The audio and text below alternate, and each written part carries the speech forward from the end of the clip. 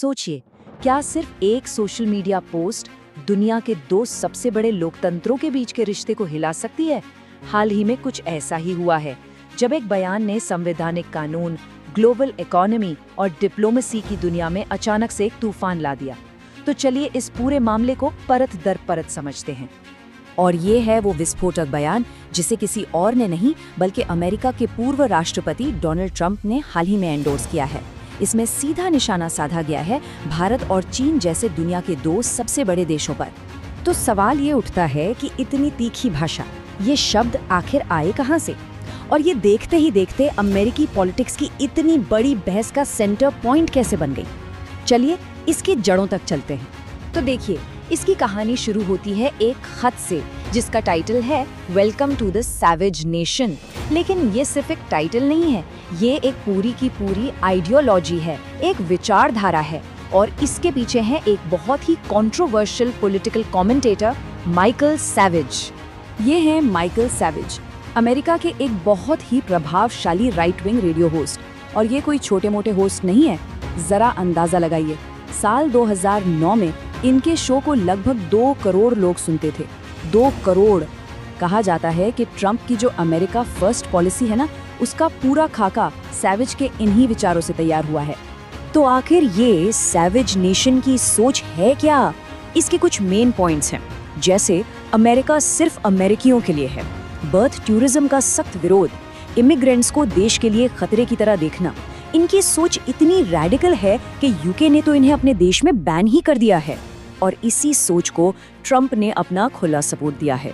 तो ये तो हुई विचारधारा की बात, लेकिन अब आते हैं इस पूरे विवाद के कानूनी दिल पर, मतलब वो लीगल पॉइंट जिस पर ये सारी बहस टिकी हुई है। और वो है बर्थ राइट सिटीजनशिप, यानी जन्म सिद्ध नागरिकता का अधिकार। बर्थ राइट सिटीजनशिप का मतलब बड़ा सीधा है। अगर कोई बच्चा अमेरिका की धरती पर पैदा होता है तो उसे ऑटोमेटिकली वहाँ की नागरिकता मिल जाती है। इससे कोई फर्क नहीं पड़ता कि उसके माँ बाप किस देश के हैं या उनका इमिग्रेशन स्टेटस क्या है। और यही वो अधिकार है जो एंटी इमिग्रेशन राजनीति करने वालों की आंखों में सबसे ज्यादा चुभता है। और एक बात, ये कोई आम कानून नहीं है जिसे आसानी से बदल दिया जाए। नहीं, ये अधिकार सीधे सीधे अमेरिकी संविधान से आता है, उसके 14वें संशोधन से, जो 1868 में पास हुआ था।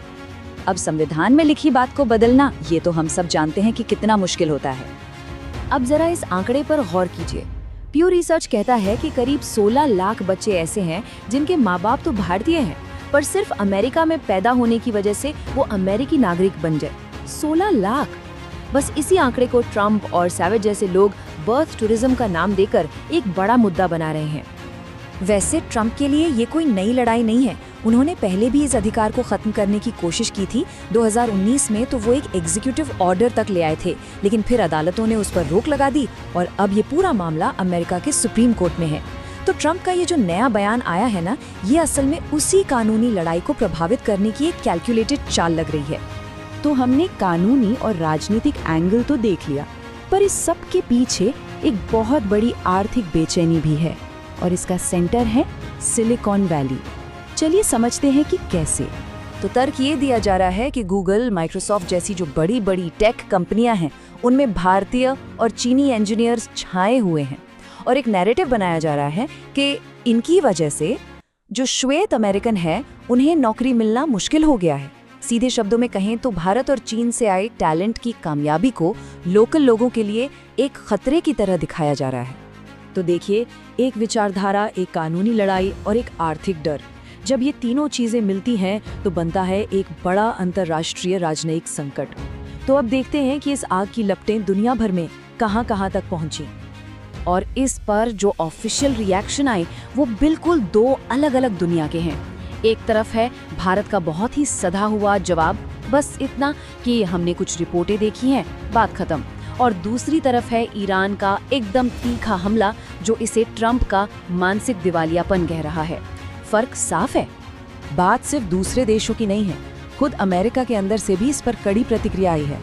रहम इमैनुएल, जो अमेरिका के एक बड़े राजदूत हैं और 2028 में राष्ट्रपति पद के उम्मीदवार भी हो सकते हैं, उन्होंने साफ साफ कहा कि ट्रंप ने एक बयान से पिछले 30 सालों की मेहनत पर पानी फेर दिया है। वो मेहनत जो भारत को अमेरिका के करीब लाने के लिए की गई थी। और भारत में तो इस पर रीतिमता राजनीतिक भूचाल आ गया है। विपक्ष सरकार पर हमलावर है, सरकार की चुप्पी पर सवाल उठाए जा रहे हैं। प्रधानमंत्री मोदी पर आरोप लग रहे हैं कि वो अपने दोस्त ट्रंप के सामने बिल्कुल चुप है और देश की गरिमा का बचाव नहीं कर पा रहे। तो ये पूरा मामला हमें एक बहुत बड़े और मुश्किल सवाल के सामने लाकर खड़ा कर देता है। आज की इस ग्लोबलाइज्ड दुनिया में जहां टैलेंट और पैसा बॉर्डर नहीं देखता, वहां राष्ट्रीय पहचान की लाइन कहां खींची जाए और आर्थिक जरूरतें कहां से शुरू होती हैं। और सबसे बड़ा सवाल, 21वीं सदी में नागरिक होने का मतलब आखिर है क्या?